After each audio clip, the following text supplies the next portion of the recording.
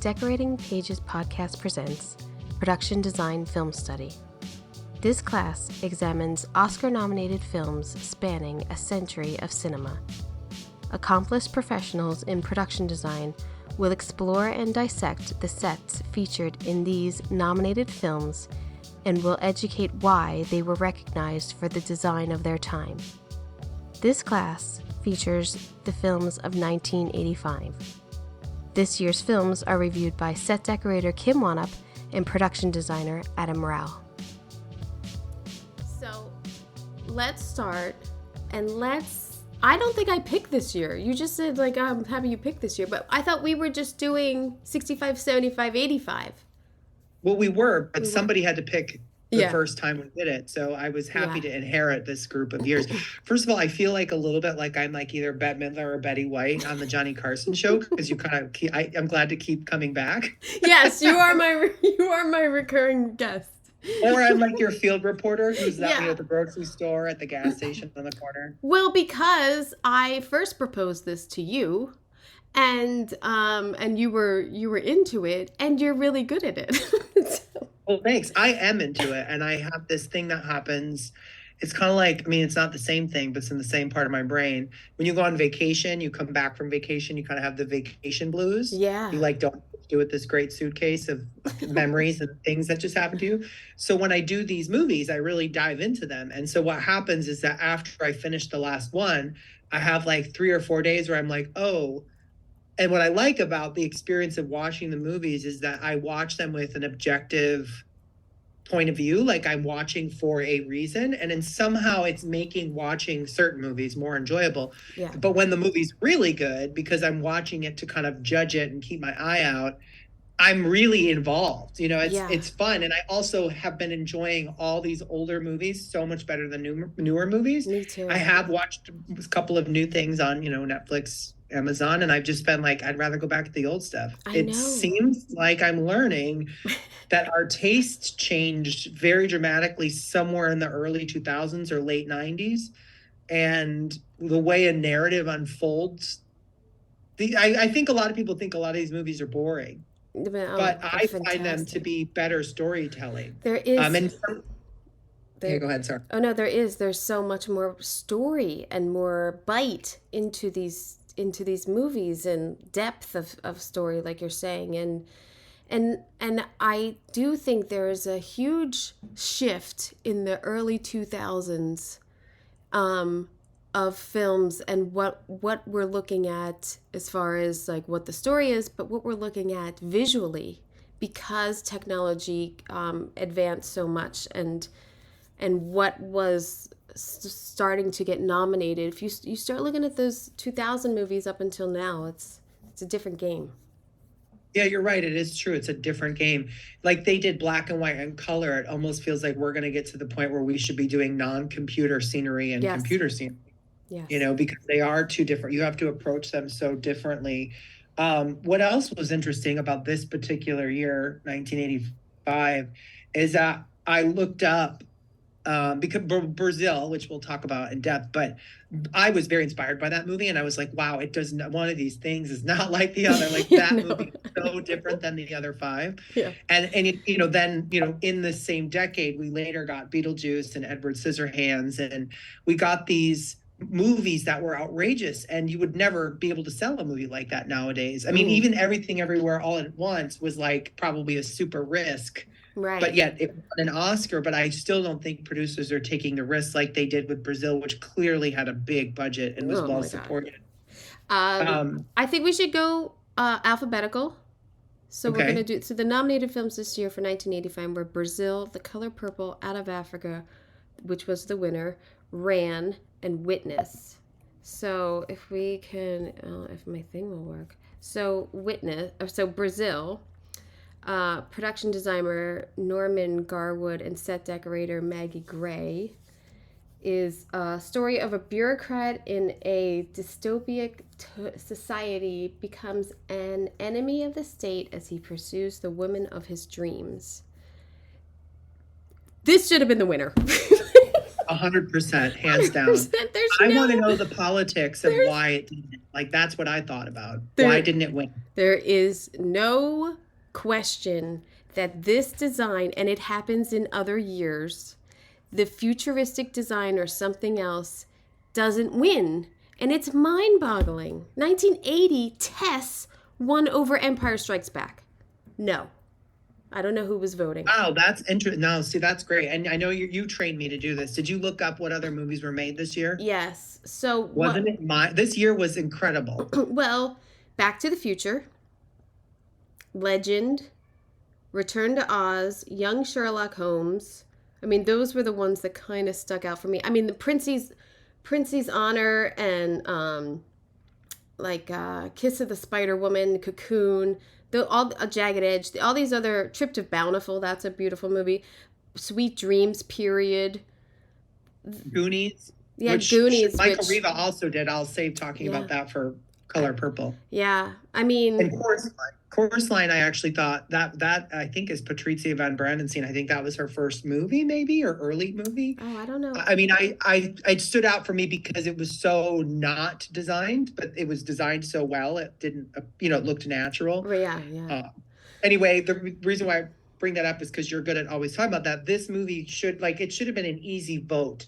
Yeah. So is this a symptom of what I call the Saturday Night Live syndrome? No offense, Saturday Night Live, but like they get a vote every year from a lot of people because people know it so well. Yeah. And because you had Meryl Streep in Out of Africa, not that those people didn't do a great job, but like this movie so clearly was imaginative, inventive, and everything was touched, but it never felt overwrought. It felt believable in its own context. I just loved it so much. There's so much going on in every set that it's really hard to intake all of it when you're watching Brazil. There's so much. Look, this is like the beginning of steampunk. Do you know what I mean? Like this, and the scale that they give it, and the imagination that they give it, and like. The cohesion here is what screams to me, is that like people were united. There was a producer or a network or somebody said, yes, we want to pump some money into this.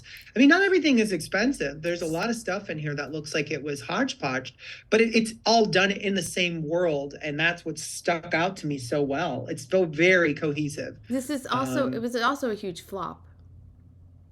I didn't realize it was. Wow. It was $15 million and it grossed opening weekend $30,000. The gross worldwide to date is $9.9 million. Wow. So there's something. I did read that it was heavily edited by, I think, Universal. Like they wanted a happy ending. It does not have a happy ending. Yeah. And the critics loved it or whatever. I don't know the whole story, but I can tell you that creatively it's well done. It plays with scale, it plays with form, it plays with color. Like it does all the things that are a wet dream in design. And like, look at that location that they found on the top. Like they really went for it and they didn't hold back. And I was proud of them at the end of the day for it. It feels like this movie then gives us other things like Dick Tracy and Blade Runner. Yeah. I think Blade Runner happened after this. Blade Runner was before this, right? Blade Runner was 1980, I think, ish. Oh, okay. Well, or yeah, I guess 81 or something.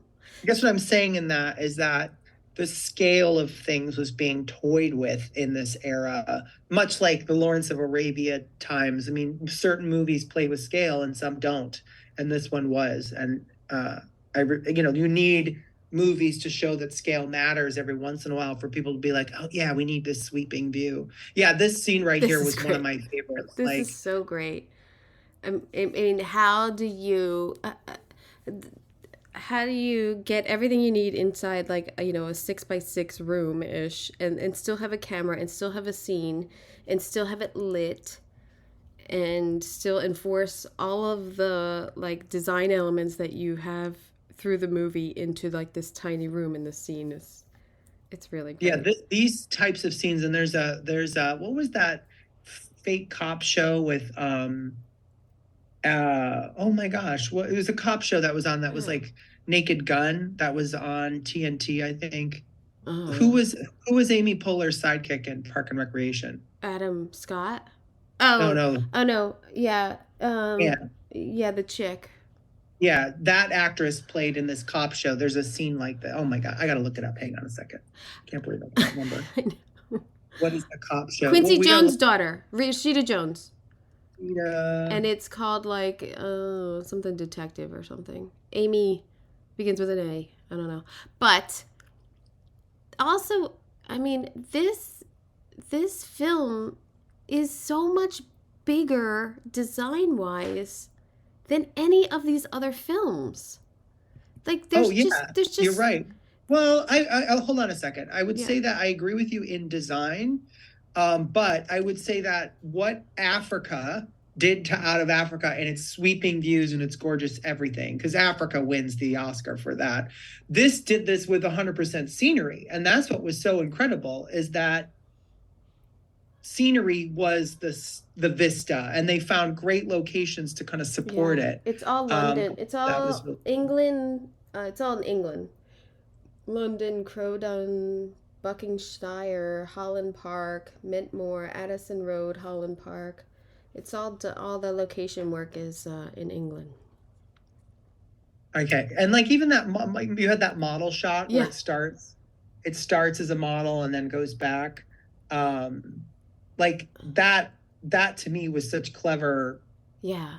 everything. Like it's just, I don't know. They never Angie Tribeca. Thank you. It Angie took a while. Tribeca. Sorry. Andrew Tribeca has a scene like that, and the reason why I bring it up is because it's a tiny apartment, and when you do tiny or you do messy, you have to get your AD and your second AD and your DP and your lighting team all on board, because if people aren't on board, all of a sudden your set has to get so much bigger to accommodate it.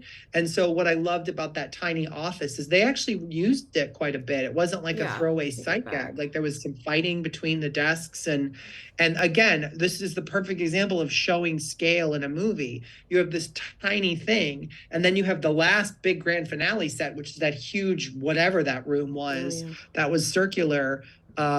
This designer and this team were totally on board with scale, and that takes a lot of, I think, political power from a director or director of photography. Even look at even the detail that there's a barcode on the desk, like, or a serial number. It's such a great theme of like man against machine or man against technology throughout the whole thing, and they never forgot it. They plugged into this concept and they went the whole way. And all of the graphics throughout the offices, and that's all like fantastic too. And neon, there is neon that happens quite a bit. Glass block happens a lot. Like this person, I don't know who, I mean the designer or who, like they were using objects in a way an orchestra conductor uses them, because they come in and out. You kind of see them, and you get these themes. You obviously have the ducting that's happening. You can see ducting and neon in this shot, and this is a dream sequence. Kind of almost get, for any of those of you who like Dark Crystal, the Skeksis are in this. There's kind of like these like Muppet creatures in this scene here. Well, this designer also was with Terry Gilliam on Time Bandits. And he also did The Princess Bride, Glory, Hook, Lost in Space, and Rollerball in 2002. It's funny because none of those movies connect to this, which is even more exciting for this designer, because like they did one thing and then Hook is so different. Hook is wildly imaginative too, but it's so different than what this is. Yeah, it's more fanciful. This is There's some great, this scene was, sorry, go ahead. It's fantastic, because there's always, like, you already have this room and then you throw a holiday on top of it. And it's like it's like, it's not greatly decorated or anything. It's like they threw the elements that you think of in there, like this weirdo tree back there that's like out of control. The garland's like everywhere. Yeah, there's a really funny prop moment too in the restaurant where the menus are brought out, and they're big and clunky and they light up, and it was just like, gosh, everybody was on board to have a good time in this movie. Yeah, there's that neon again. It just kind of comes in and out, and neon wasn't new at this time. It's so 80s though. It actually is so 80s. Yeah, you're right.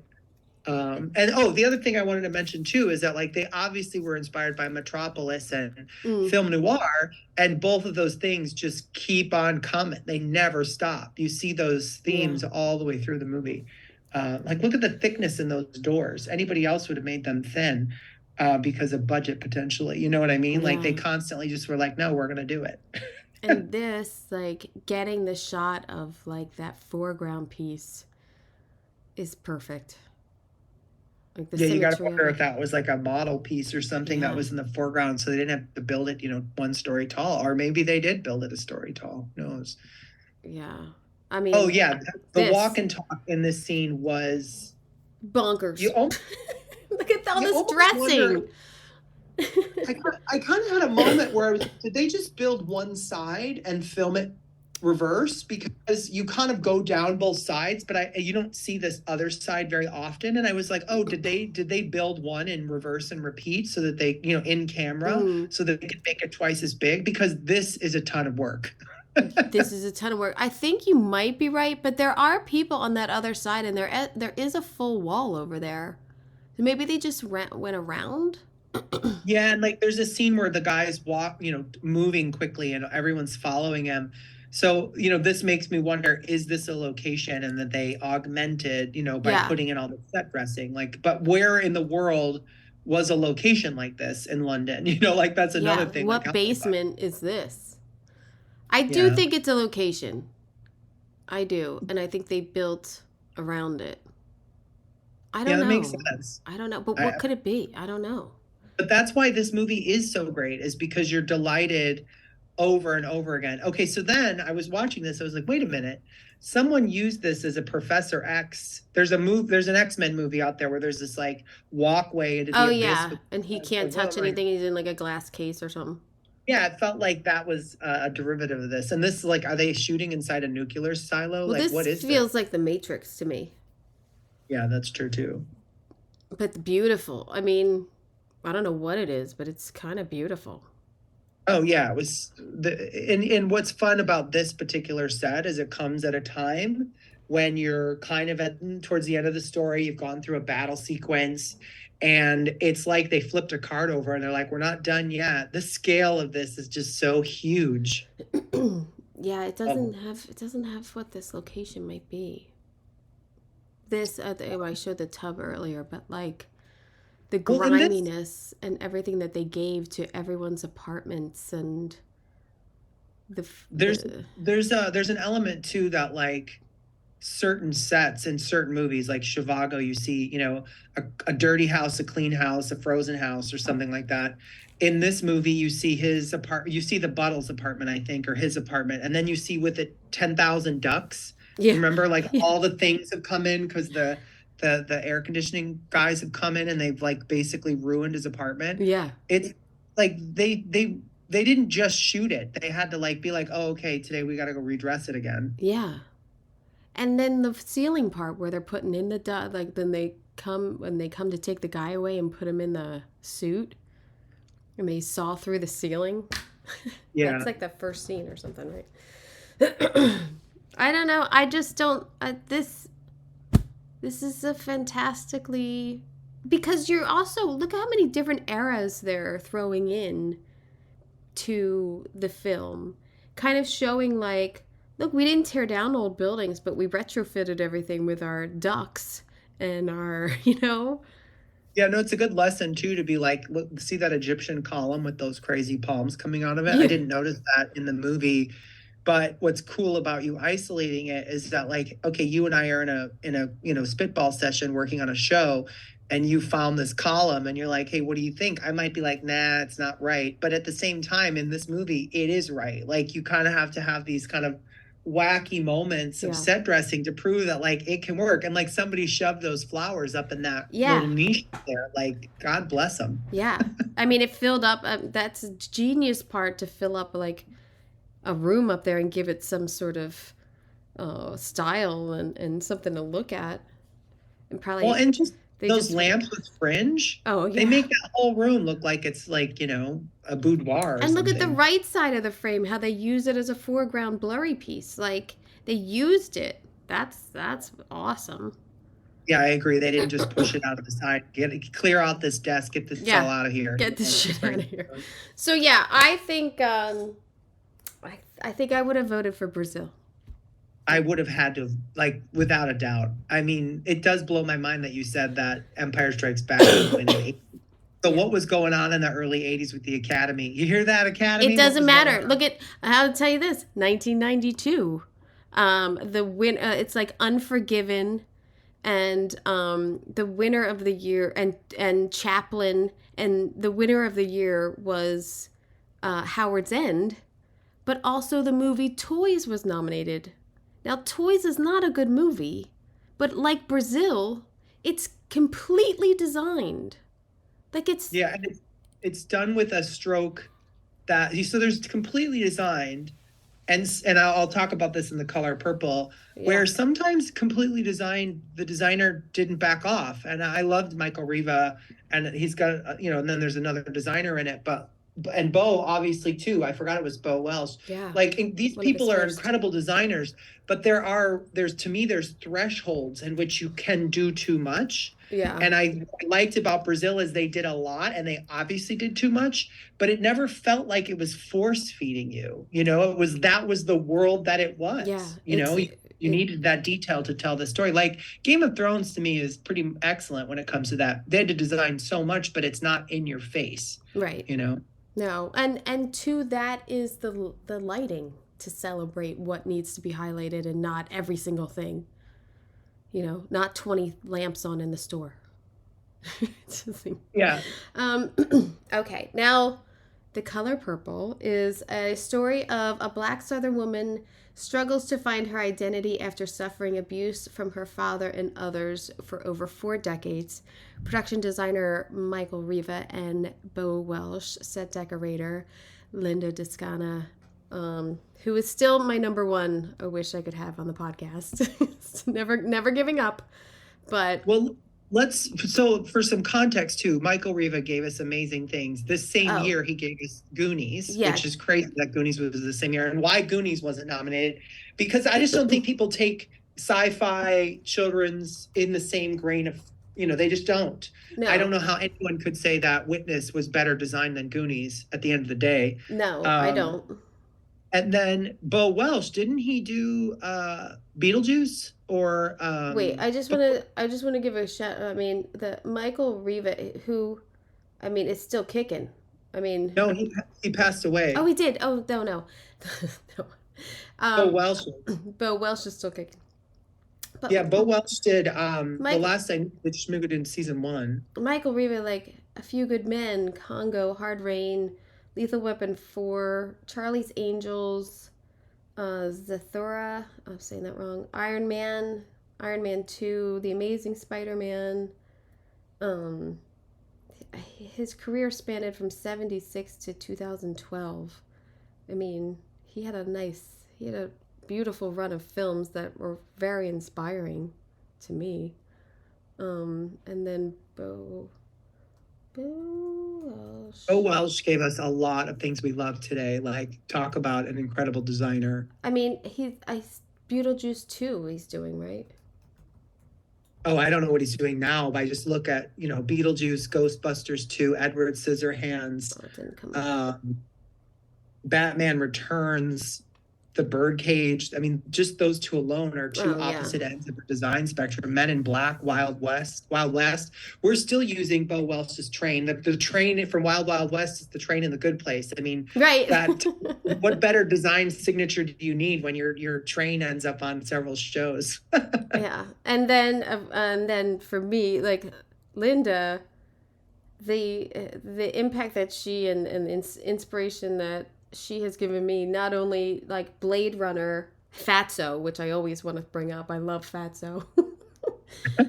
Blade Runner, Goonies, Color Purple, Falcon and the Snowman, Back to School, Harry and the Hendersons, Scrooged, Rain Man, Back to the Future 2, Avalon, Defending Your Life, one of my favorites. She did Toys, Wolf, Father of the Bride 2, I mean, Patch Adams, tons.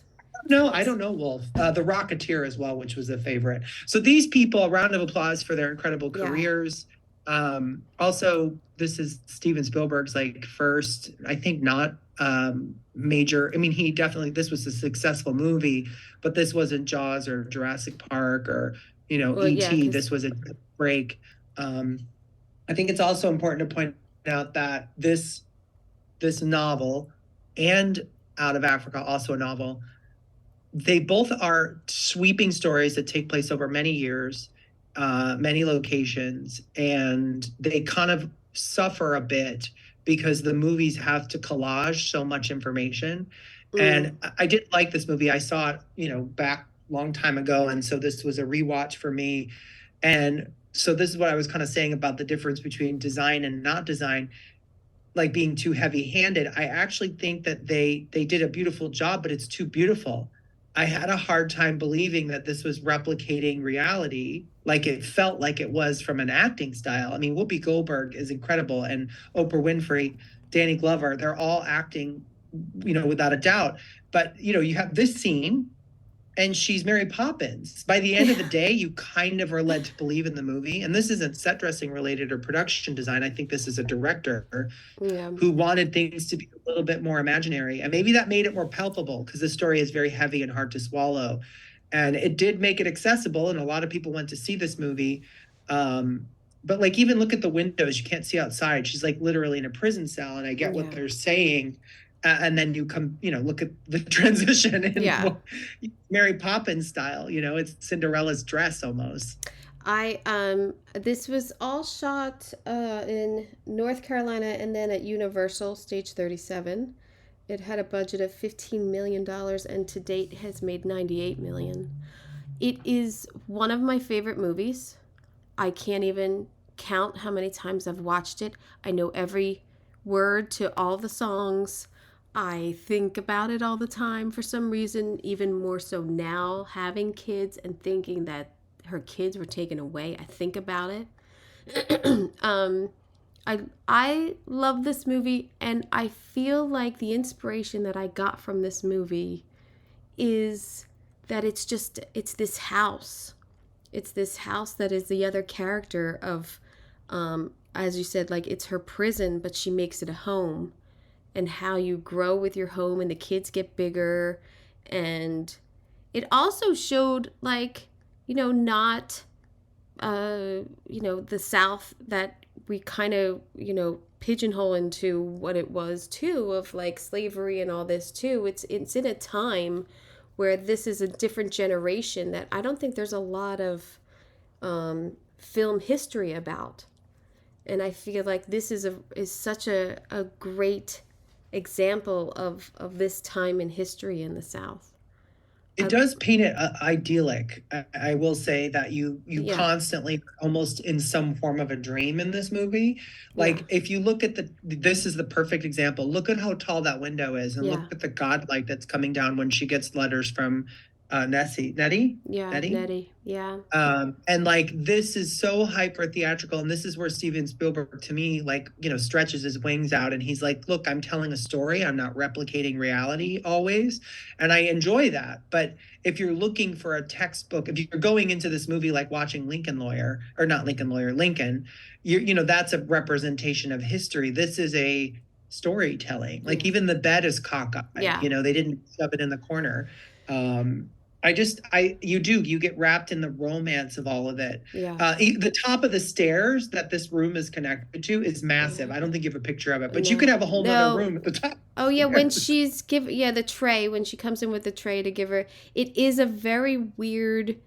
But I think that like when we were looking at houses 2 years ago, like hallways sometimes are really wide and weird, and I don't know why. No, I'm sure it's believable, but like there's this sense of like romance to it all that comes through, and the design is supporting all that. A perfect example, and I don't think you have a picture of it, but the very first time I think you see Harpo fixing his house, he's got like there's holes in the roof and there's all these multicolored pieces of tin, and he ends up falling through the roof. Like that's a cartoon for a second, and then Harpo falls through the roof twice after that. So like there's this almost like slapstick moment that's constantly kind of going, hey, we're having fun here, even though this movie has some heavy topics going on.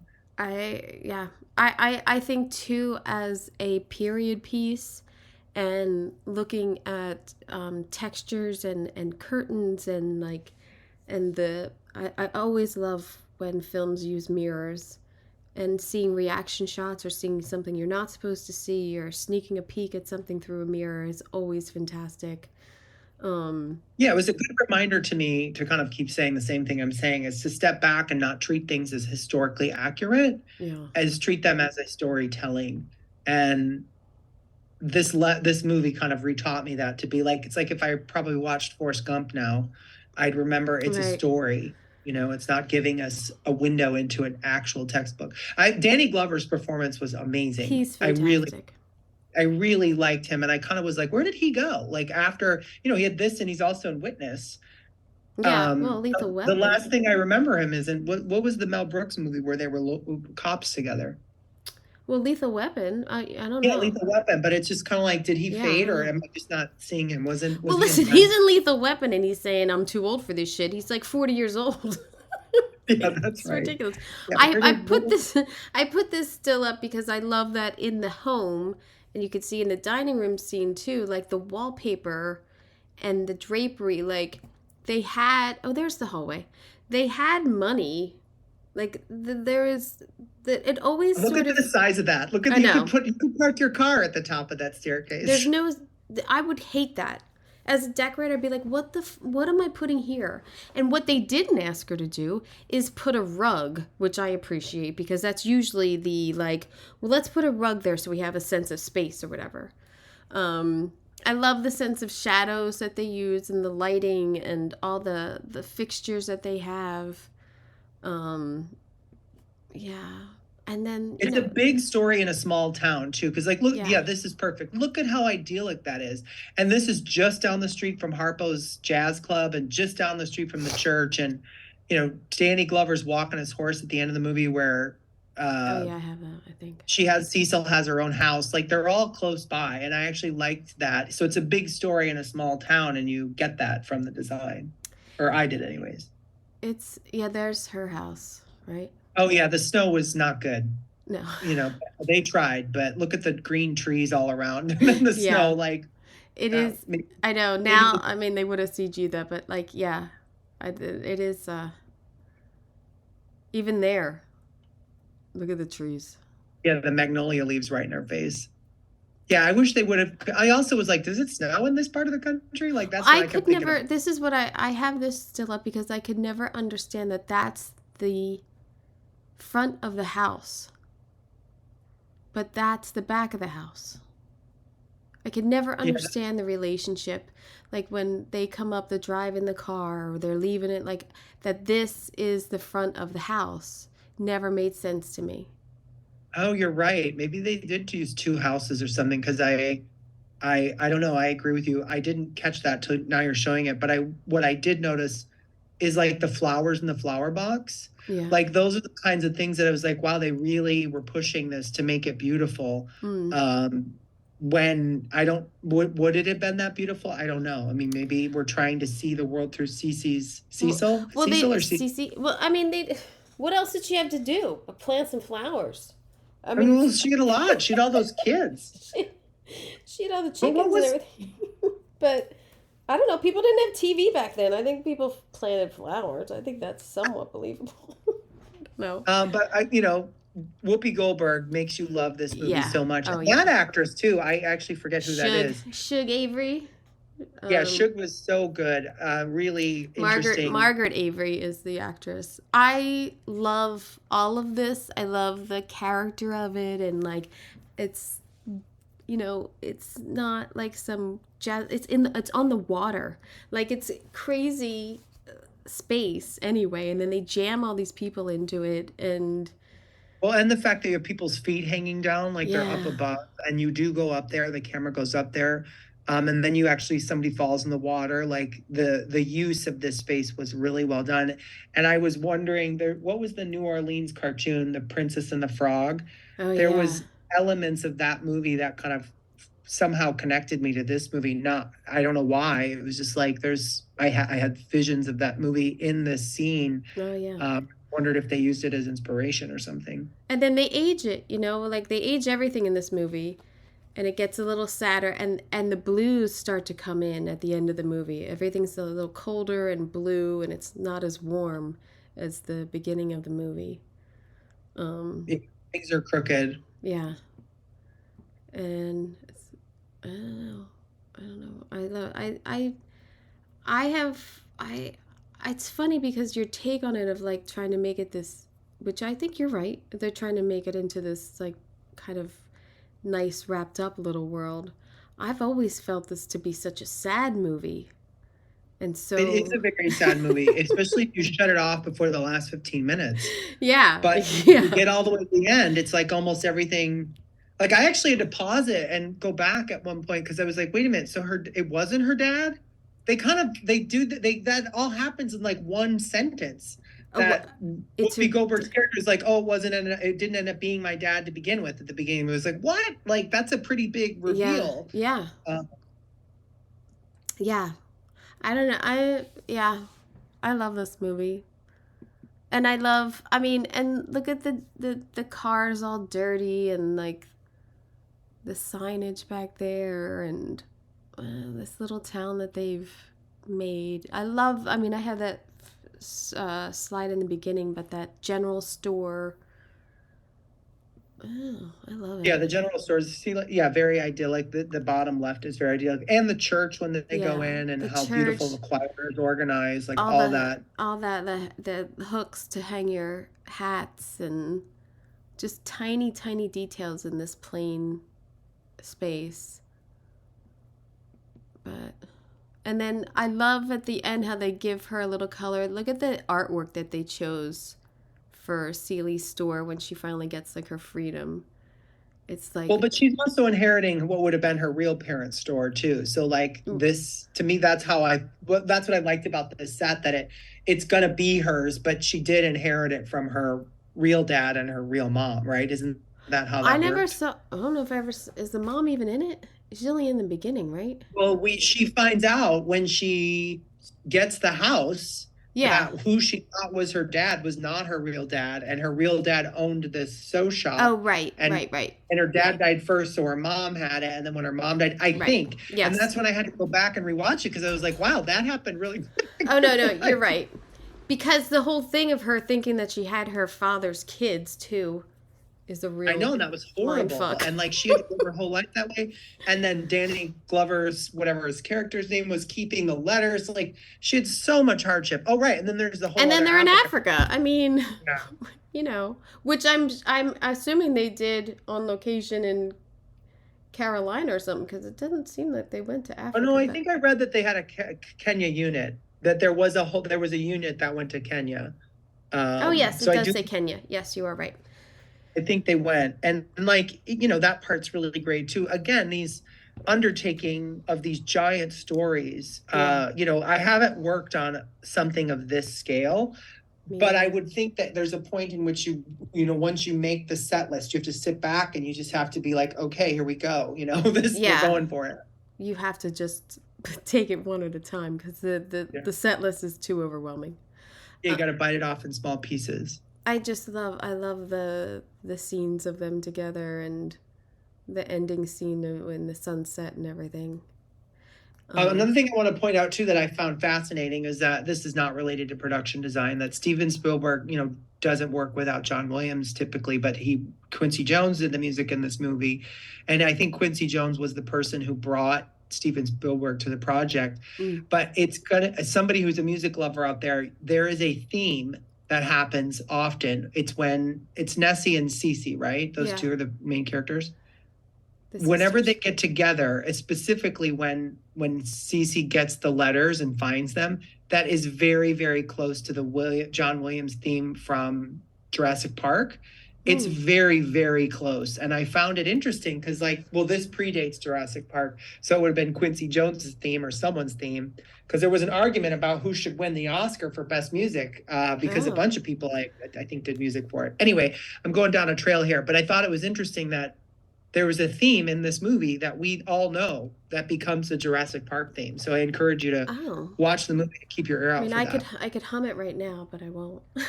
The last thing I want to point out there is that Whoopi Goldberg auditioned for this movie with two people in the room that would have made me crazy to like nervous. First of all, one was Steven Spielberg, and the other one, did you read who it was? No. Did I miss? Michael Jackson. Michael Jackson was in the room when she Why? auditioned for this movie. Why was he in the room?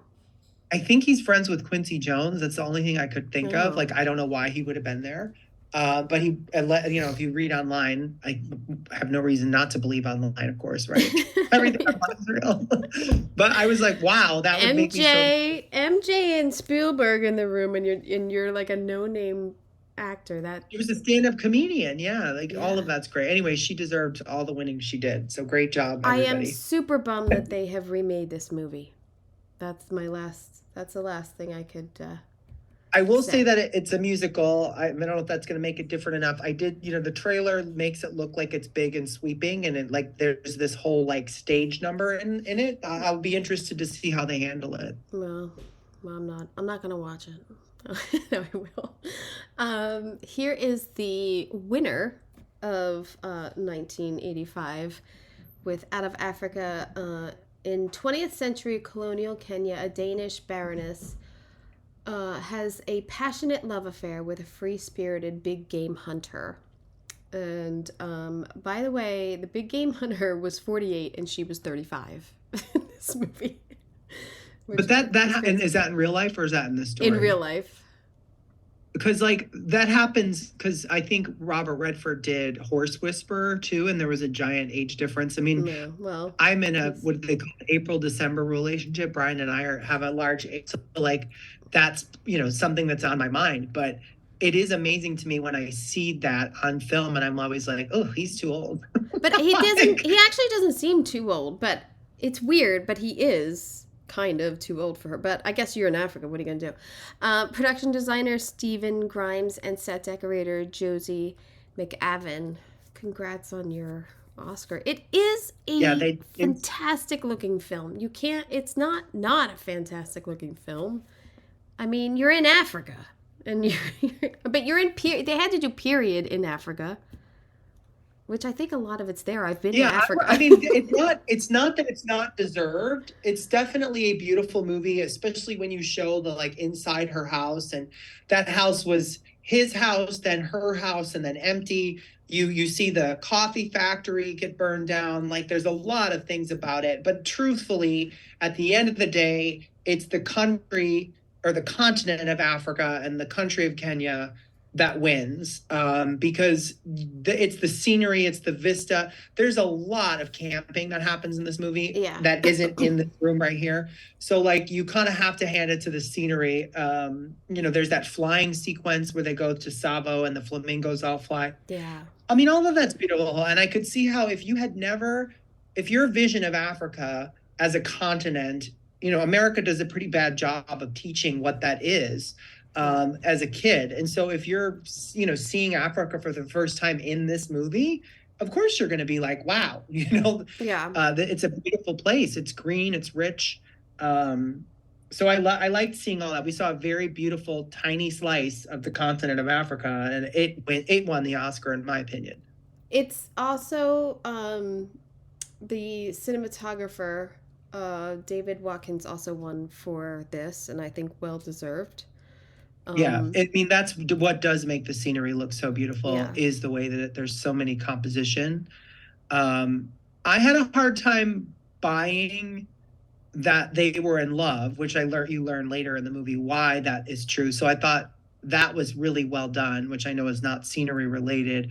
But what I'm getting at is that, like, as a designer, if I were coming to this, I might try to do a little bit more fish out of water design, because she always looks at home there. And she's, first of all, in the 80s, she's a strong woman. She's not fawning over him. She's not like a damsel in distress. She's very communicative about her emotions. But she comes there with like, okay, I'm going to set up house. And she has to like, you know, make the house for herself. I love the like before and after of it all. And then even like the after when she has to move out.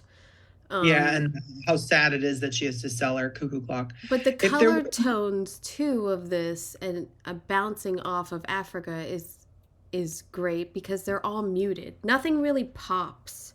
Even the tents or the nothing, even the red, like, or that dinner scene, like even that red in the back is muted. Like everything's toned down in the film, which I wonder why, because I feel like you would want Africa to pop more, or the greenery or something.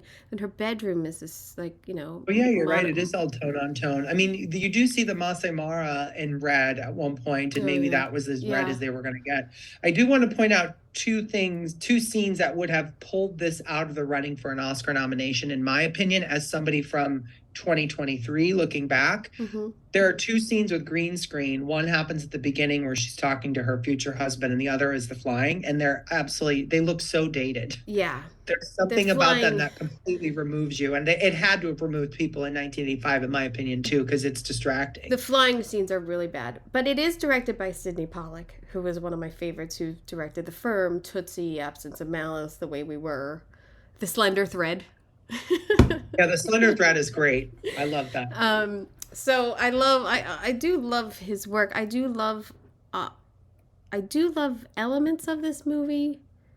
I love looking at the colonialism design too. All these, like, having a lemonade out on the front there, and the wicker that they used, or like all of the silver and everything that they had then. And I agree. I mean, there's like that shot right there. If she would turn around, she looked like she'd be in Better Homes and Gardens. Yeah. Like, it's positioned well. It's beautiful. They got beautiful vegetables. They got beautiful everything. I mean, there's this one scene where they're in out in the middle of their journey, and they're having a wine and dinner at their campsite, and there's a little coffee cup with flowers in it. Like, they never missed a beat. Yeah. I mean, look at the dressing at that picnic. It's like, where did that come from? It's Ralph Lauren. It's like, yeah.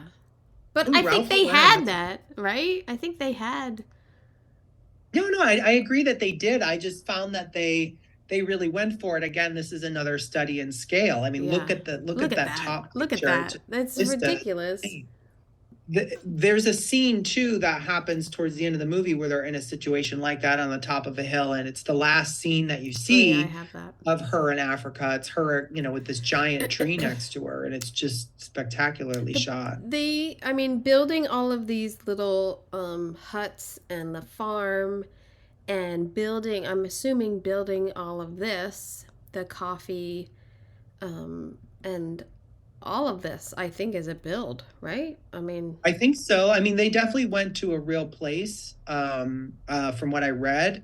I just don't know what was real and what was not real. Like, obviously they had to burn some stuff down. But the fires. I mean, the scale of it is just spectacular, and that part is, so well earned for the design team and the art department, everybody around. Because it was I think they shot the whole thing. Oh, is that the one with the coffee cup on it? No, that one doesn't have the coffee cup. But I was like, all the touches that they did. And now I think that whole community I think they built that community. They built that town? I think so. I read that they found an abandoned set of railroad tracks, and they did the train sequence on that, and then they built a little colonial town. Well, that's crazy. Building the whole town. I mean, well, it does look, well, no. I don't know. I thought that was there. I never noticed this. There's the power lines in it. That's a well-placed power line, because in the course of the movie, you go from horse and buggy to car to plane, and you do get electricity. Like, that happens over the time. There's some time telling going on. I love all the silver and, like, the wicker and, like, I don't know. I mean, the dress. Yeah, the wicker was great. All of that. I actually thought you'd be into the drapery in this movie, because I know you love drapery. Oh, I didn't even. I felt it drab, I think. There's the curtains in her house, and there's always lacy stuff everywhere. I mean, it is Victorian time. I feel like I can remember curtains going, I think Kim will like this. There was a lot of fire. Like, everything burns down at one point, and you're like, oh man, you got to start for it. It's a sad moment. All her work is gone, but that's a lot of production right there to set all that on fire.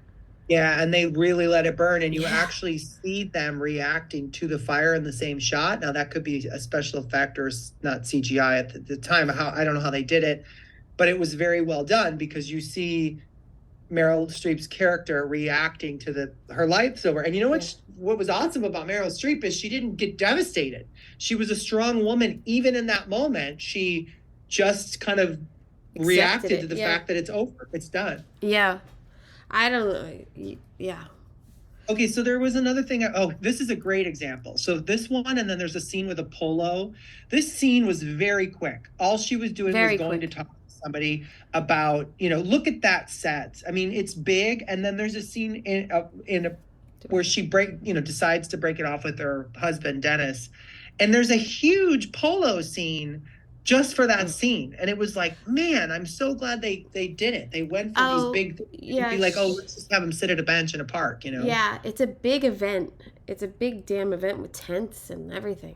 It's a huge event. Yeah, so I love the producers or Sydney or whoever was like, yeah, let's make it big and let's not smash the vision because it's a big story. Even this scene is pretty like poignant to the story too. And I love the detail of this, like like there's a safe in the wall, which looks, I don't know why the doctor has a safe in the wall. Is it a doctor? Oh, I thought no, I think this is the banker when the he's banker. like, oh, it is the banker. we're gonna give you one more shot, and she's Right. like, I'll take it, or kind of thing. And I don't know. Bars on the windows and 3 oddly placed trophies in the back. Yeah. But there's a lot of trophies. I don't know what the deal is. Like when I have been lucky enough to go to Africa, and there is like all of a sudden in the hotel room there's just a case of trophies. Like they're really into trophies over there or something. But there's a shot down there of the clouds, and they're in the clouds, and yeah. And I thought that was weird. Party scene, and they had a lot of extras in this film. They sure did. And also hats off to the hats in this movie. There's like no end to hats, and the hats are all great. And here's like one of the final scenes. And it's expansive, it's beautiful, and it's there was beautiful. one moment that I was pulled out of the movie, and I only bring it up because I like point of view. Like point of view is very enjoyable to me. Like, how am I seeing the story? And in this movie, Out of Africa, all about her. And there was one scene, I think only one scene in the whole movie where you aren't with her. And it's when Robert Redford's character goes to visit, I guess it's Dennis's brother, whoever's dying of Blackwater fever. And it's the only time we're not with her. And I don't know why. I just am bringing it up to be like, why did that get in there? There was another scene where the dam is broken and she just says, let the water go through. Like those two scenes actually have nothing to do with the plot. And I mean, it's already a long movie. I just wonder if they were like paying some homage to the novel or something. Like, why did those two things happen? Well, I wonder too, to try to get more scenes for Redford to be nominated, maybe. Oh, that's true. Yeah, because he had to deal nominated. He wasn't even nominated. Never mind. But I mean, that's true. They could have like wanted to get him nominated. Yeah. And then the last thing we have got to talk about, what were your feelings about her accent? It's awful. I mean, it's awful in a sense of like it just, it wasn't strong enough for me to make me think that, and I felt like that, and then it was like she lost it, or I just couldn't take it seriously.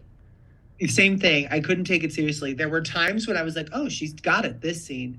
And I love Meryl Streep. She can almost do no wrong. But like the accent really did. I read that she, rumor was that she wasn't sexy enough for this role. So she met with the director and she wore like a low cut top to like prove that she had the sexual, whatever to get this role. But I was like, man, they should have looked at somebody who could speak German. Well, I certainly don't think they made her sexy with the hair and the, I mean, she looks pretty sexy when Robert Redford washes her hair. The washing of the hair scene is like, but that's silly too. That was like, okay, so what are we doing? Uncomfortable. And all I kept thinking was, what a beautiful location to scout and like be okay, this is where we're gonna do the hair washing scene, and how like kind of humiliating it must have been for Meryl Streep. How many takes did you have to do where Robert Redford is washing your hair? Like I get taken out of it of like, ooh, that must have been uncomfortable to shoot, or like, ooh, why do we have to have this scene? Like, he loves her so much he's washing her hair. I mean, I get it, but it'd be sexier in a tub back at the house. Yeah, no, you're right. I don't disagree with all those things because the way that Meryl played that scene was like, oh, this is the most amazing thing. She already loved him anyway. We knew that from Yeah. the like second scene. Yeah. So anyway, great job. But I will Yeah. say, it's not the best. It didn't win the Oscar for me, but it's a beautiful movie. Yes. I didn't get my vote. Now here we go. Ran, which is a medieval Japan. An elderly warlord, an elderly warlord retires, handing over his empire to his 3 sons. However, he vastly underestimates how the newfound power will corrupt them and cause them to turn on each other and him. Production designer Yoshiramo Maruke and Shinobu Maruke. I would be curious to know if they were related. I mean, maybe that's my not knowing. I thought it was father and son. I have already watched in 1980 their picture Kagemusha I watched, and I have to say I think they used some of the same locations. Oh, they did? Okay. I don't know. I think it all sort of ran together. Like, once I started watching this, I was like, oh, this is okay. It is the same. It's the same. Well, interesting. I really loved this movie. I liked it because I liked seeing this world. First of all, that was my favorite part. It was very straightforward storytelling. It felt like ancient storytelling. Yeah. Not just in the story or the direction, but in the scenery as well. And in a world of Game of Thrones and Lord of the Rings, like this, it didn't overdo itself. Again, it had an excessive quality, but there was somehow restraint. Like that bottom picture there, like it's a very simple structure. Right. Like our instinct now is to put stuff on stuff and gild things and potentially and hang torches from stuff, but I just really enjoyed the whole thing. I thought all of it was believable. The simplicity of Japanese architecture plays a huge part in all of the sets. And in the same with the previous film, the sets are basically the background mostly for the color of their wardrobe, I found. Yeah, I would agree with that. And so you have a lot of, like, you have the wood to the wood or the white or the stone, and it's really there. And I think it's just the teamwork of it and their culture that then you play off of that, of what can. I'm sure there were huge discussions of like the wardrobe against the sets and how it's going to play off of it, because the sets are so simple, really. I mean, there's a world where that feels like it's almost illustrated like a storybook or a fable. Like the background of the scenery is the background and the people are popping away from it. And that, I think, is whether that was intentional or not, that's one of the things I liked about this. Yeah. I mean, of course, the scale there is crazy, and how they shot these two opposing scenes, him inside the temple and him outside. Like, how did they do that? I don't know. Really is spectacular. I really don't know how they did that. It is a spectacular scene. And then in having that and having the elements of all extras and fire and smoke and like the storytelling still in there, like it's really good. This is a perfect moment to pause and say hats off to the prop people. Yes. Yes. There's 10,000 flags in this movie and they're all beautiful, every single one of them. Yeah. A lot of weapons. Yeah. But even,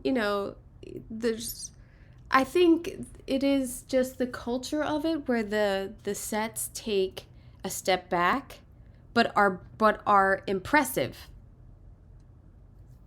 Like this. I Yeah, mean, they're this is so impressive. I impressive. mean, This is look at the ceiling of that space now, whether that's real or scenery. Like all those beams are doing something different. Like they are of a tree, which I really enjoyed, and that kind of happens throughout the movie. You see that now. That could be Japanese architecture or the movie itself, and I just enjoyed seeing this world. And here we are looking, out of Africa, about Africa. We're looking at, Louisiana or wherever Color Purple was set. These are all three of these. Well, and we also have Witness to talk about. They're showing you snippets of worlds, but this one is the most out of my world, which is yeah. what I liked. Yeah. This is 11.5 million budget, and Sorry, Shinobu is a woman, so they weren't brothers. oh, so I just don't know if they were related at all, but I just wanted to point that out. Japanese production designer and art director. Oh, she was married. They were husband and wife. Because he is, well, I mean, he had a amazing career also of credits. This scene on the top left, which is basically a big portion of the beginning of the movie, I really liked, and it's a good lesson in like, hey, we don't always have to cover our actors, because so many times a director of photography or a production will be like, we need to tent it or we need to do something to keep the light off the actor. They were outside a lot. Yeah, the majority of the movie they're outside. Yeah, and they're not covered up, and I thought it was a good lesson. I also really loved how simple the color story was. Like, I actually got lost a few times, but knowing that they were always going to help me out with the flags and the colors between yellow. Yeah. Who's who? Red. Oh wait, they're red. The red guy. Yeah, exactly. Yeah. The makeup is laughable sometimes though. That is well, I think thing, it is, but I think they were obviously going for like a throw into like kabuki or some other kind of Japanese storytelling, because it does remove you. But I was so bought into it. Something about the movie cunningly brought me into it, and I didn't care. Just like I said, I was harping on green screen and Out of Africa. The makeup could definitely pull you out of all of it. Right. I think too, it's funny, not funny to me. Did this win Best Foreign Film? Like, how did this get nominated? Like, I was kind of thinking that way too. Like, how do certain movies get themselves into a position for an Oscar? Like, this is not the only Japanese movie, and this was probably not the only epic movie from a foreign country, but I guess somebody has to submit it. This wasn't even nominated for foreign language. Huh. I think that having them maybe previously nominated and this guy's super long career. I mean, he started in 1948. He has he was nominated for 4 Oscars and has another 9 wins and 3 nominations for the Japanese Academy Awards. I mean, maybe it was like an underground thing and people knew about it, and then they're like, oh, we got to vote for that. I don't know. Well, I think the director's background and success and other things helped. Yeah. I just looked it up because I was curious. It was $11 million budget, which was Japanese's most expensive. They spent 10 years storyboarding this film. Oof. Incredible. He really wanted to make this movie. This, I thought, was a beautiful setting for this. Like, it's dark. It's finally dark, and they're light, which contrasted kind of a lot of the movie. And I agree. I actually really liked her a lot, the sister-in-law. Yeah, she was really good. So I could see why this would be a contender, but I don't know. Yeah, I definitely see why it was a contender given what it was, but I go back to, and I know I sound like I'm a Goonies fan because I am. Or I go back to why that movie wouldn't be in the same realm. And it goes like I get caught up in that because I look at, some of the other things that were nominated or that were made that year. Um, Cocoon, I can see why not, but Legend. Legend was incredible. Weird Science, like Yeah. these are movies that had really interesting design to them. Yeah, Legend, I think. And even like Young Sherlock Holmes, that was a really good period piece. Design wise. It's not a, I mean, Yeah, the story was it does go down to a movie's PR.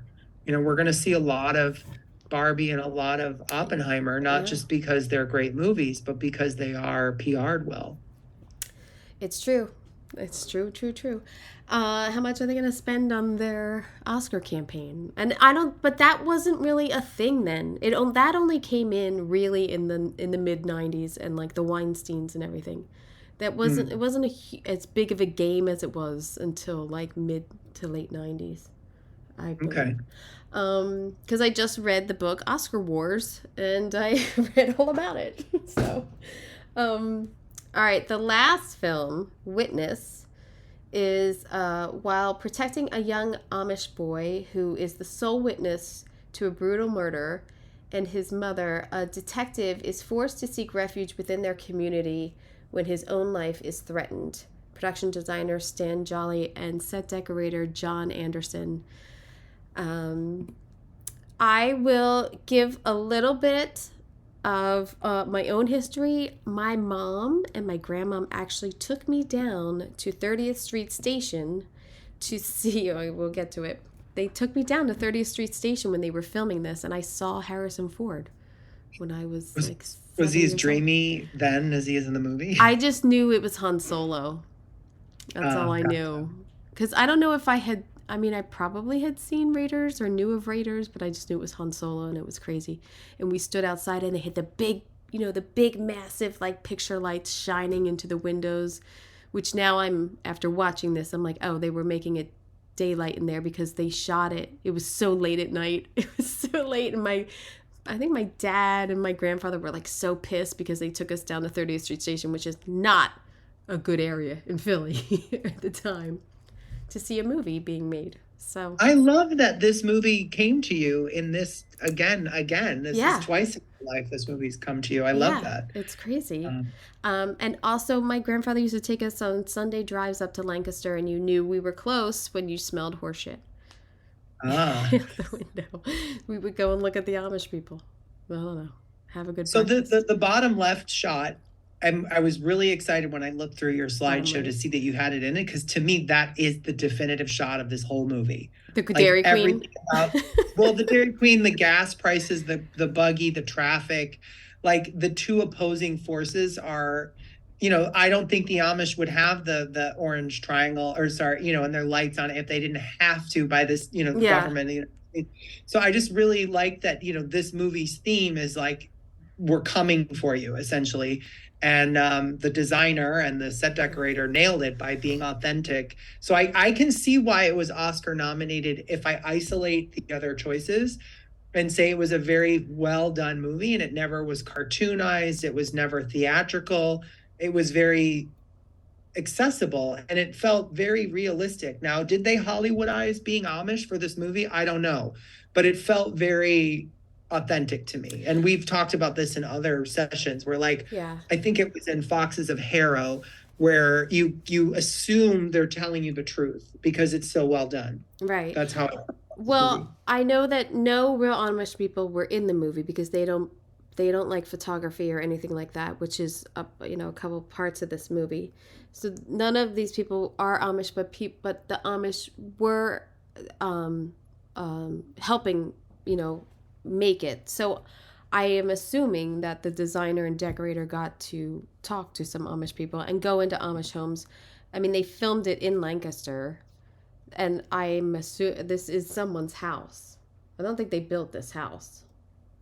To me. I think you're right. I think it was all on location. Like, Yeah. but I mean, even if it wasn't, the scenic work on, like, even having all the smoke stains and all the lanterns and Yeah. stuff give you a sense of time and care in this movie.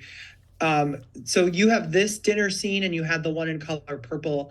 And I like dinner scenes because I always like seeing the props on the table and the Yeah. story of like, are you going to choose as a director to be at the beginning of the meal or the end of the meal or in the middle? Because there's always a continuity issue in the middle. Yeah. Uh, but like, I like that they didn't fill the milk jug all the way up because it's real dairy milk. Like they were paying attention. Somebody was paying attention. That's Yeah. how I looked at the movie. Yeah, that's a good detail.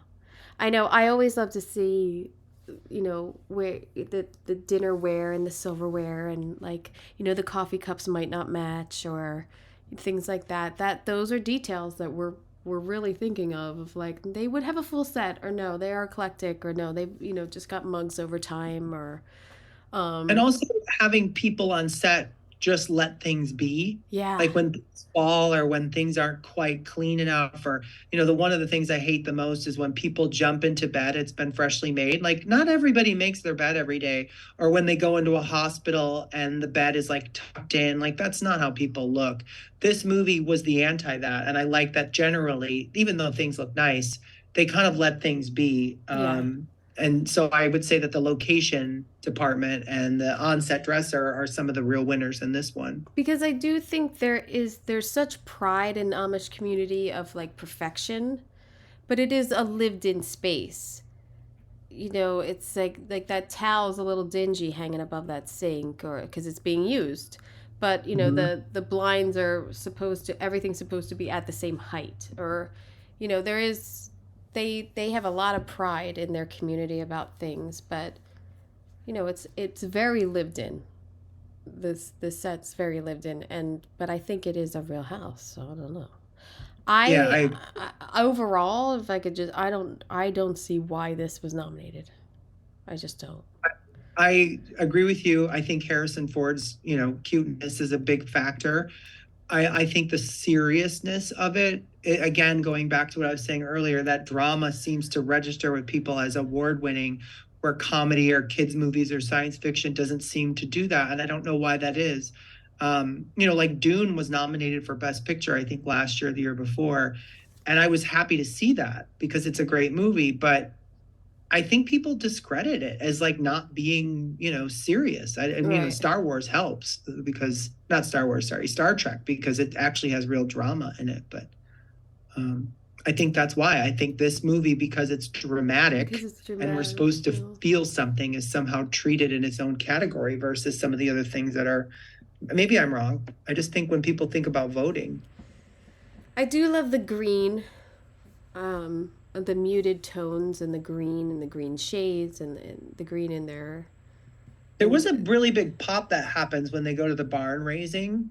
All the women have these brightly oh yeah, colored dresses on, and I really liked that because I want to believe that any religion, even if it's utilitarian or conservative, they can still have fun. Like, look yeah, at that colored dress right there and the purple yeah, behind. yeah. They get a little fun on the weekends. Yeah, Yeah. especially when you're serving delicious pie, like might as well have a great dress on. Oh, I really actually liked, I don't remember the actress who played the love interest, but I thought she played it very well because, Kelly McGillis. yeah, she played it so restrained and careful and measured. And I didn't like it always at the time because I felt like she was being too icy. But her performance led me to thinking about this movie a lot more after. I just think a Top Gun. Just It's think a Top Gun. funny, I didn't But think of Top Gun at all. I think she is good in this, and I love Lucas Haas. I think he's fantastic in this as a little boy. I think it's Yeah, and he and did. they said that when they something about shooting the director had said when shooting the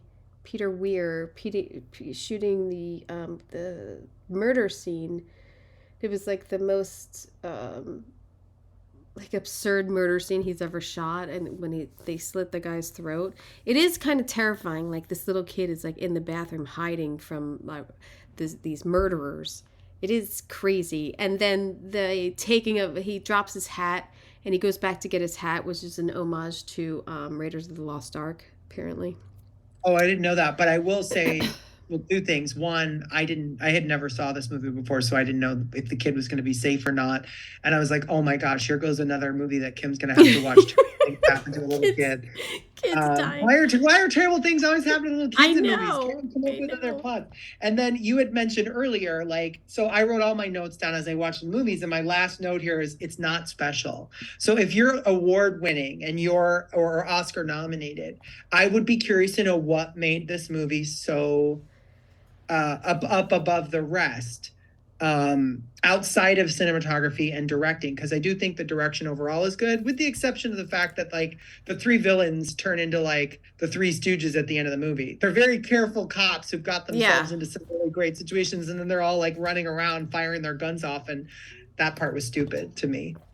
Well, maybe for me, because I've seen it probably 3 times in my life. This might be the 4th, but I haven't seen it in a while. It doesn't seem special to me, this movie. Like, there's nothing, when someone says Witness, I say, oh, good movie. But there's nothing like, oh, the design of that movie. Wow. Like, it doesn't pop. This is a location. The Amish's, like, house is a location. Like, I don't know. I think Anne of Green Gables came out the same year, and I would say they're the same. Anne of Green Gables also did a great job doing what it's doing, you know? Yeah.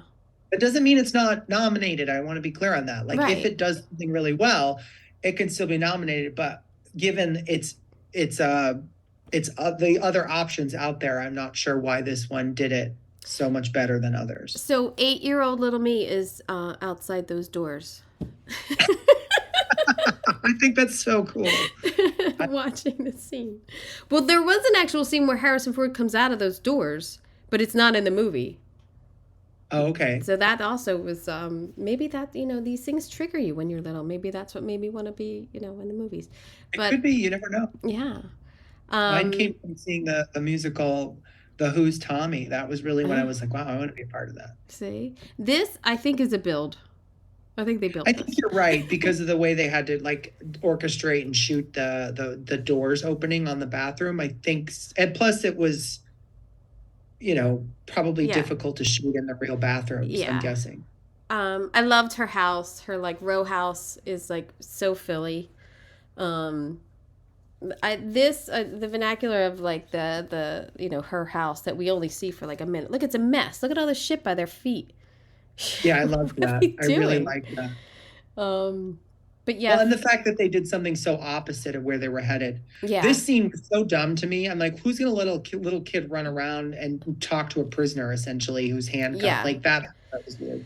Well, they had to get him over to the trophy case somehow. That's why. Yeah, but he could also have been sitting right across from it. Yeah.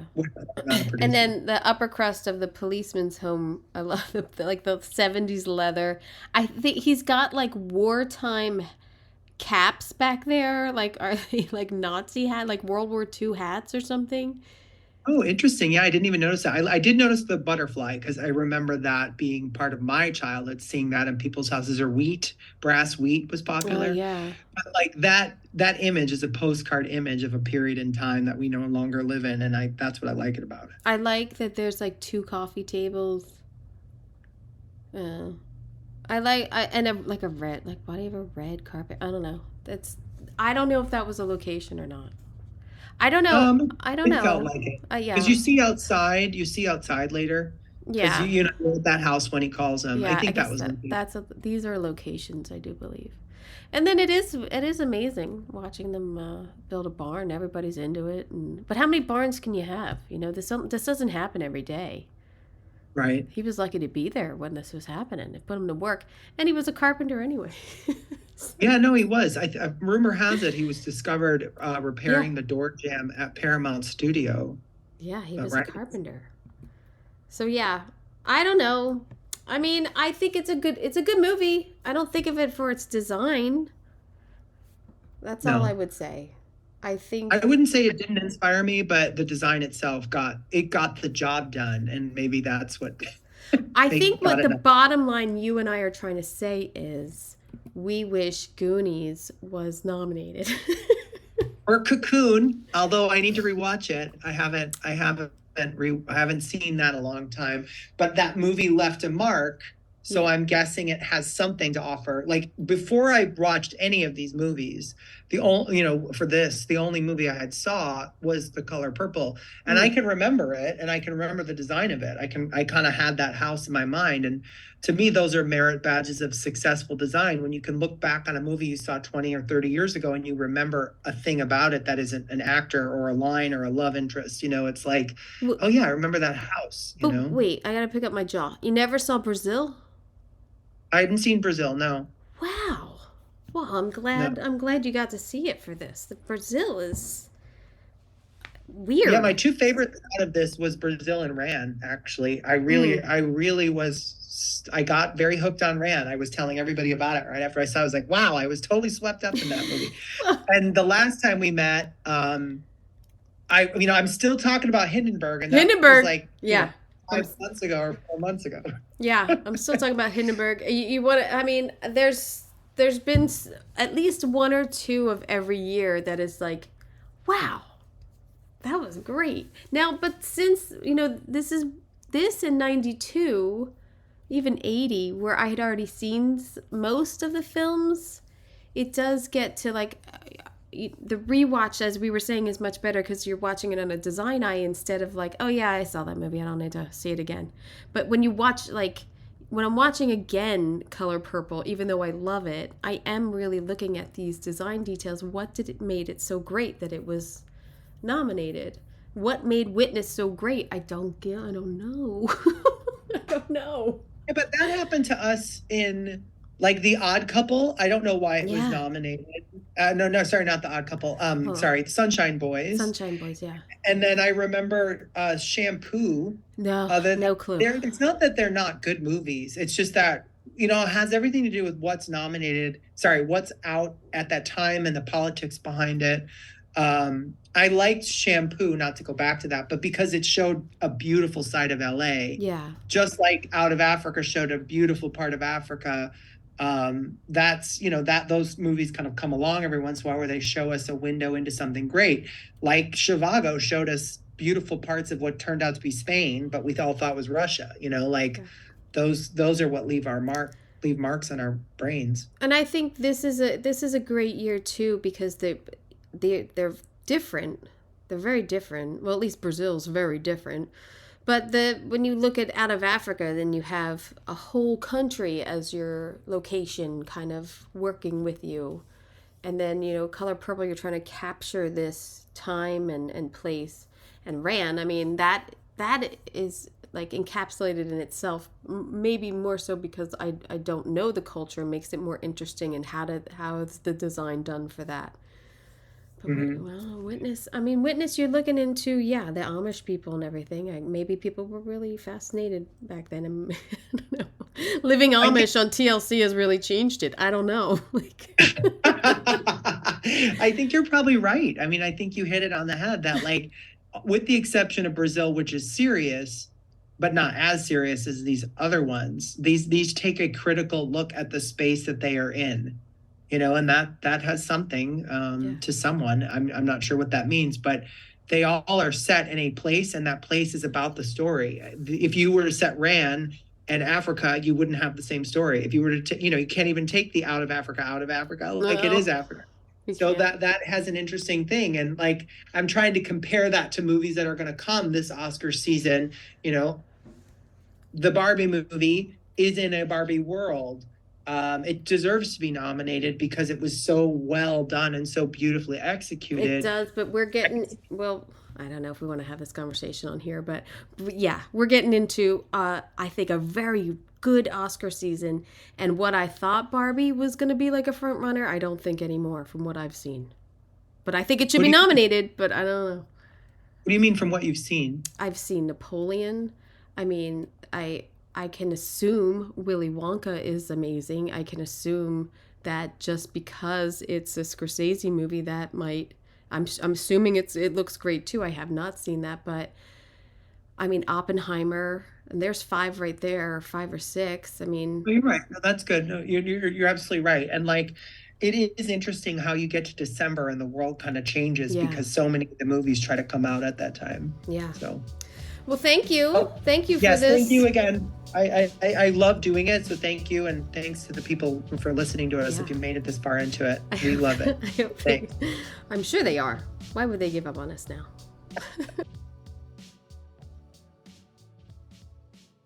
Welcome to Pro Tips for the Pros, brought to you by Floor & Decor Bailey's Crossroads. In this series, we'll explore essential advice for professional contractors to deliver outstanding renovation results. Let's dive in. Prioritize quality craftsmanship and materials to deliver results that exceed the customer's expectations. Attention to detail and superior workmanship will leave a lasting impression and ensure customer satisfaction. Thank you for joining us for this pro tip on planning thorough renovations. Stay tuned for more expert advice brought to you by Floor & Decor Bailey's Crossroads. A lot of people tolerate ordinary. Ordinary bathrooms, kitchens, entryways. Well, not on your watch. If you're a pro, you've got a new partner in town. Floor & Decor. From tile to wood to stone, Floor & Decor has more styles and job lot quantities of Schluter, Mapei, Laticrete, and other brands pros trust. Come see a whole new way to wow with Floor & Decor. Coming soon to Bailey's Crossroads.